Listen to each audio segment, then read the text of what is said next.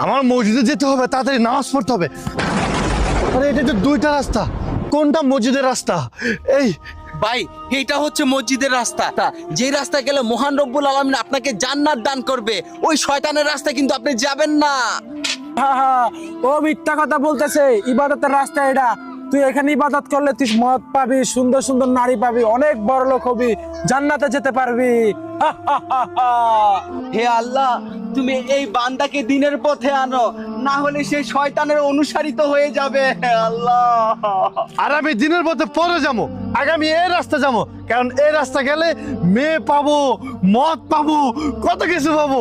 আমার পরে জান্নাত, আগে আমি মদের রাস্তা যাবো।